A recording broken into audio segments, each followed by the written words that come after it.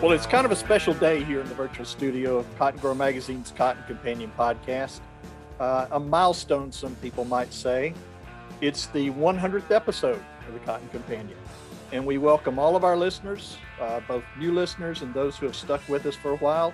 And we appreciate the time, certainly, that you give to us twice a month. I'm Jim Stedman, Senior Editor of Cotton Grower. And as always, I'm joined by Cotton Grower Editor Frank Giles. And today, we're also happy to welcome back to the studio Beck Barnes, who had to brainstorm to start this little audio experiment a couple years ago. Gentlemen, how's everybody doing today? Doing great. It's I feel like a newcomer to this conversation. I've only been doing these for about a year or so. I guess, how long have you been doing this? Was 4 years plus now? I think it's longer than that. I was thinking about it earlier today. I want to say we started doing this in 15, but definitely 2016. We were doing it by 2016. So yeah, it's been, what does that make? 5 years at least? At least. A lot to talk about in cotton. Yeah. Yeah, we've come a long way. We really have. We're going to talk about that in just a minute because, to be honest, I tried to figure out some way to add some sort of celebration music or sound effects for this episode, but I figured we'd end up getting sideways with somebody over royalty rights. So, if there's something you'd like to hum or sing, right now to mark this occasion, now's the time to do it, and I'll just sit back and wait. That might be bad for our audience. We might lose some people. Yeah, well, we definitely would if I started singing. But it's funny you say that. Way back when we started, I had a buddy. I still got a buddy who's still there today, who was in the music industry in Nashville, Jim. And you may remember this at the time, but right. He knew the people to call and the folks to reach out to make sure we were okay on royalty rights to use the Drucker song that we use as an intro. And there's also, I believe we're still using the Dallas Davidson God Made a Farmer is the name of that. I think we are too. Yes. Yeah, it's good to know folks in Nashville when you need royalty right permissions. Aside from that, no, we have not been able to score each. When we first podcast, I was like, we'll score each episode, each conversation with a fun song. And I learned real quickly that lawyers have a thing or two to say. It has been a learning experience. Now, I just want to know, what were you thinking when you decided that two classically trained print journalists from the fine Southern institutions of higher learning needed to start a podcast? Yeah.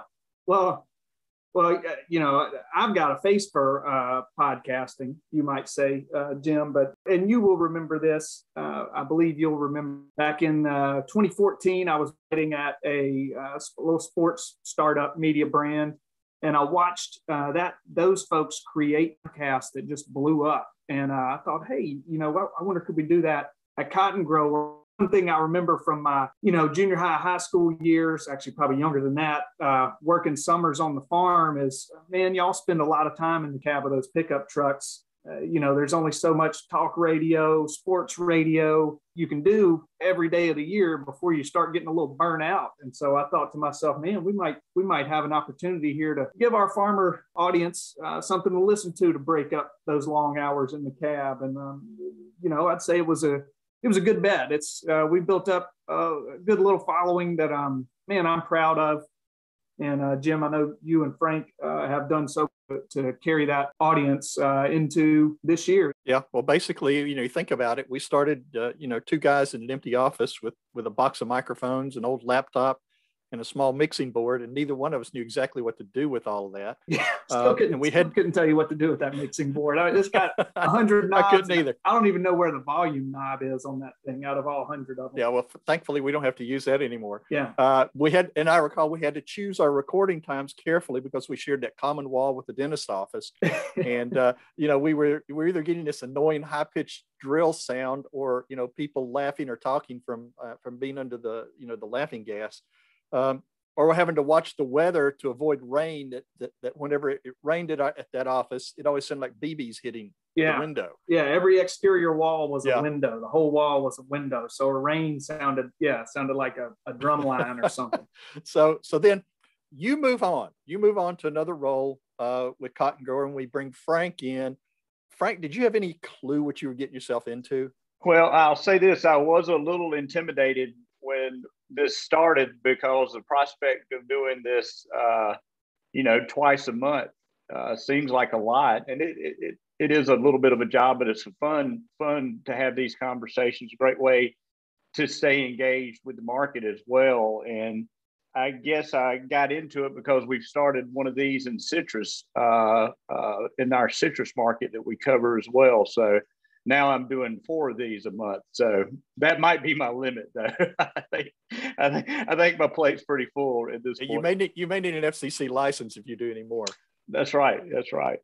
Well, basically, we sit here today. We've survived 100 episodes, and we figured out a way to make a virtual studio work from locations all across the Cotton Belt. And it is the one thing I will give COVID credit for. It allowed us to figure out a way to make all this work a whole lot more efficiently and easier. And all of that wouldn't be possible without giving a shout out to our producer, Tyler, and Kim, who make us sound a whole lot better than we probably deserve for these podcasts. So anyway, today, since Beck and I are both back on the microphones with Frank, it only made sense to bring our first guest back for this episode too. So our good friend and certainly no stranger to the podcast, Dr. O.A. Cleveland, will join us in a few minutes. He'll probably sling a few barbs at us while trying to explain this long bullish ride the cotton market's been taking. And Jarral Neeper with True Cotton Commodities, based in downtown Bakersfield, California, is also going to join in the discussion live while he's on an airport layover on his way to someplace important. So guys, it sounds like a party to me. Let's get it started with a quick look at what's new across the Cotton Belt. Frank? Well, let's start with cotton numbers from USDA's July 26 crop progress report. The 2021 U.S. cotton crop continues to make up for lost time. It's hot out there, and the cotton's loving that, so it's catching up. Cotton is squaring, now reported at 79% of the crop, up 9 percentage points in the past week, but still needs about 5 points off the 5-year average for this week. Bowl set is seen at 37% of the crop, up 14 percentage points, but also 5 points off the 5-year average. 4 states, Arizona, California, Missouri, and South Carolina, are tracking ahead of average, while 13 of the 15 cotton producing states reported increase in bowl set ranging from 10 to 25 percentage points. Cotton condition remains steady, with 61% of the crop rated good to excellent, 31% fair, and 8% poor to very poor. And New Farm America's recently announced that it has launched leopard herbicide for use in burn down applications of cotton, soybeans, and field corn. Leopard features dual action formulation and that boosts foliar activity and adds residual to the burn down applications to help keep weeds suppressed up to planting. Its low use rate makes it highly compatible with tank mix partners for burn down herbicides like glyphosate 2,4-D, and can be applied 30 to 40 days prior to planting for increased cropping flexibility. More information about leopard herbicide and other New Farm crop protection solutions is available on the New Farm website. Now it's time to open up the virtual studio and welcome in our good friend and regular guest, Dr. O.A. Cleveland, who's Professor Emeritus of Agricultural Economics at Mississippi State University. And joining us by phone is another good friend of the Cotton Companion, Jarral Neeper of True Cotton Commodities. Gentlemen, thanks for joining us today. It's our 100th episode, and we're trying to celebrate a little bit. And as you can tell, Beck has even joined in today. Woohoo! But OA, I'm going to start with you. I have to ask this question, since you have the distinction of being our very first guest way back when. Has the celebration of Mississippi State's College World Series championship has it ended yet? Have things calmed down in Starkville? Oh, absolutely not. My 2 cases of wine, national championship wine bottles, are due to arrive today. I got my Woodward Reserve championship bottle yesterday. It's just beginning. So I'm sure you're just going to keep these as mementos and let them set and age properly. You're not going to break them open and drink them immediately, are you? No, it'll take several days. And the party begins. All right, gentlemen. Jarral, do you have anything you want to add to that? Just knowing the whole circumstance and the personalities involved here. No, I don't have anything right now, Jim. Thank you. And there's the wise man involved in this. Okay. All right. Time to get your explaining hats on. Where is this crazy cotton market going, and what's driving the engine right now? Well, that's a wonderful question, and I'm going to defer that to Jarral in a moment, but I'll respond briefly. We'll just say it's taken us 100 meetings to get cotton to 90 cents. It's taken almost 100 meetings sessions to talk in terms of a dollar. I think driving the market is this big consumer engine around the world as we move into and have progressed into a very strong and significant economic recovery, certainly here in the United States, but also in Europe and in Asia as well. So this consumer economy has been extremely strong. Of course, it's been supported by the U.S. government's both fiscal and monetary policy, and the monetary policy we've seen throughout the world, really. So it's driven by consumer demand. We've picked it up at a time where there is questionably a time period of declining stocks, but bull markets are measured by demand, and it's a demand market. And as you commented, I'd say for Jarral to jump in anytime you feel like he needs to. But demand. Right, and certainly, commodities are looked at right now as a reflation trade. I mean, there's just so much liquidity out there sloshing around. They're talking about oil possibly going to $100 a barrel. And I think that's going to drag cotton along with it, not to $100 a pound, but it's, if oil takes off and some of these other commodities take off, I mean, it's amazing that with all the weather problems they've had in Brazil, that the grain markets haven't done better. But I think that's just a matter of time. And if those things take off, that's going to that's going to pull up cotton also. Last night you had a huge jump in Chinese futures prices. They were up almost 400 RMB, taking them up to around $1.23. That was almost a 300-point movement in China futures last night. So, China buying, you got Pakistan out there hungry for cotton. China's importing yarn like there's no tomorrow. It just gets back to what OA was saying. It's a demand-driven market right now. So, and inventories, retail inventories are very low. They're having to go through a whole restocking phase right at the moment. So, it's certainly very strong demand. Sounds good. Well, overall, we now have a pretty good but a late cotton crop that's out in the fields.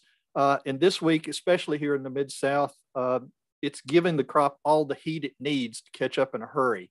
I know I'm happy to be sitting inside an air-conditioned space at this point rather than being outside. How are you feeling about this crop right now, and what kind of watch outs may be ahead for us? Well, I'm really excited to get out the Sunday afternoon and Monday and drive around and look at crop, because I'm expecting to see what you just implied, a basic explosion in plant growth and blooms.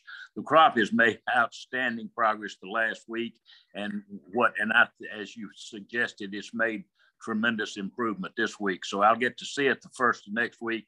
And it's becoming we're beginning to think this crop is going to be as big as, pick on Jarral a moment, as big as he thought it might be earlier in the year. But nevertheless, it's still late. It's the 1st of August. And we're still short on blooms. We're blooming very well now, but squares and bowls, we're still late. But it has made up so much ground, and these racehorse varieties that we have now, we can still get to a big crop. The problem is we've got to have a late fall, a late winter. We talk about that every year, but this year we have to have it, period. And to add to that, I mean, even West Texas, with all these fantastic rains they've had out there, I mean, they're well behind on their heat units. I mean, basically from Lubbock north, you're looking at anywhere from, since the 1st of June, they're behind on heat units by 15 to 25%. So they need some hot weather as well to to make all this good water that they've got work for them. So yeah, their timing will be critical as well in terms of needing a late fall. Okay. Now, Jarral, I've got one question for you. Since you're based out in California, and we know California is going through some pretty extreme drought conditions right now, and we've seen some of that impact through a drop in cotton acres in the state for this year. What are you hearing from growers out there about this year's crop, and kind of what's the outlook for California cotton, both upland and Pima, as we move ahead? It's going to be difficult. I mean, guys are ripping up, taking orchards out this year because of some almond orchards because of the dry weather and the lack of water that they've got to operate with. And next year, you could even see a further reduction in acres. I mean, this year, California planted just under 100,000 acres of Pima cotton. And they say 40,000 acres of upland. I think that's a little bit high, but even still, you take out the cotton along the Colorado River and the cotton in the Sacramento Valley. So you've got, maybe 25,000 or maybe 30,000 acres of upland cotton in the valley, and 95,000 acres of Pima. That's hardly anything. Boswell, the biggest Pima grower, rumor has it that they will probably be reducing their cotton acres this next year, which means fewer Pima acres in California. As they're moving their crops to the higher value almonds and pistachios, mostly pistachios, but they also have a tomato cannery or processing facility that they need to feed. If a guy has wells, okay, they'll pump their wells. But even this year, some people are worried that their wells are going to go out on them. They're also this year, from a crop standpoint, I haven't heard it's in places, but insects are starting to kind of get on these guys' nerves a little bit. The Arizona crop is doing pretty well from a far western standpoint. I mean, they're getting all these nice monsoonal rains, and that's helping to relieve some of their irrigation needs over there. But longer term, cotton may just go the way of the dodo bird, in California. I don't know that it'll completely disappear, because growers are still getting paid pretty decent numbers to grow planting seed for Fiber Max and Delta Pine and the like. But, even those planting seed contracts are probably going to have to get a little bit more attractive to induce guys to keep growing it. So if we can hold steady at these current acreages, 100 to 135,000 acres a year, that would be fantastic. But I suspect over the next 10 years, you may be looking at nothing more than, it all is going to depend on how much water we get this next winter.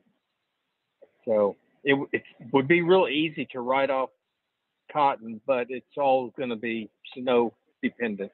Well, we've been talking about the crop. The USDA says 17.8 million bales on 11.7 million acres. You think that's a doable number?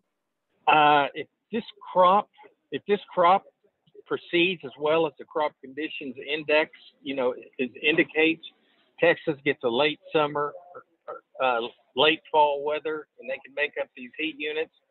17.8, we're going to be looking at in the rearview mirror as we work our way toward 19, possibly. Oh, wait. Well, I don't want to disagree with Jarral in that regard, but a 19 million bale crop pretends something like the first frost in West Texas coming around December 1. It pretends that we continue to get some moisture in West Texas through August, through September, through October, and then it turns to pure sunshine. A 19 million bale crop pretends nothing but sunshine in September, October, and November in the Mid-South. Yes, it's there, and as I said, we have racehorse varieties now, but this crop is terribly late. It's putting on fruit. It usually puts its heavy fruit on in July. It's going to put its heavy fruit on in August of this year. So while it's made up a ton of progress fruiting wise, it's still going to be 3 weeks to a month late. It can do it, but wow, we're really rolling the dice for the weatherman. I should have prefaced this by saying we need perfect weather to even think about getting to 19. But I think 17.8 to let's say 18.3 is doable. I would agree with that. It's doable. A month ago, I said 17.3, 17.4, and I'm not going to walk away from that. It's still, if we get what we would call typical normal average, I think it will definitely be below 18, because that would give us it would give us weather that would come too early to harvest the late fruit. Well, the other thing I've noticed in all the reports over the past month, that exports seem to be holding pretty steady. It looks like we're going to make USDA's projection for exports. Where's it all going right now? Well, we're shipping crop everywhere in the sense, though, that China's still been the big number. Pakistan has been the welcome surprise, a huge surprise. Pakistan will continue to be a surprise. We've shipped 5 million bales, sold 5 million plus to China. Shipped nearly all of it, maybe 300, 400,000 bales left. Still shipping to China. But Vietnam's been a big buyer. A few things are on the surface that we're beginning to wonder about. We're not seeing China active in the forward market in the 22 demand year like we thought we would. We don't know what that means. Is it political? Is it economic? Jarral made the comment, and maybe that has a lot to do with it, about China importing more yarn. I won't say more than normal, but it's flying in there. So they may not need as much raw cotton. Nevertheless, their country depends upon employment in textile mills. So I think they'll continue to buy cotton. They'll look probably first to Brazil instead of the United States. They're still not going to look to Australia because of political issues, but we'll see probably more coming out of India going into China. But I think sooner or later they do have to come to the U.S. I'd like to hear Jarral's comment on that, seriously. Well, I think they will come to the U.S. I mean, they just issued this sliding scale quota. There's not a lot of nearby cotton that can be shipped, but you got a lot of cotton over there. 700 to 750,000 tons of cotton sitting in bonded warehouses, and I think that stuff's going to disappear. Once that stuff starts disappearing, people are going to ship. People are going to move cotton back into those bonded warehouses, and I think that's where some of the early cotton, U.S. cotton, will go. They may not have a sale, but they know China's going to need it at some point. They'll be moving it into those warehouses. It's interesting that China almost acts like they don't have any cotton. I mean, as strong as the prices are over there, the reserves are coming out with 10,000 tons basically every day, and that stuff is getting sopped up as quickly as possible.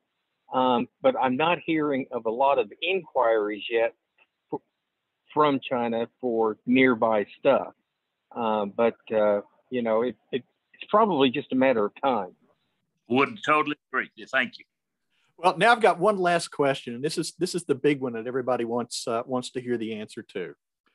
What needs to happen to get to dollar cotton this year? When you're sitting there looking at it right now, do you need binoculars, or do you just need some good, strong glasses to see it? Or maybe a microscope. I'm going to go ahead and jump and go first so Jarral can correct me. We've talked dollar cotton for some time. I'm not as comfortable as I was, but I'll be very careful and say I am not uncomfortable in yet seeing dollar cotton. This crop has come on very strong. There's a lot of question about how much acreage is actually in the state of Texas.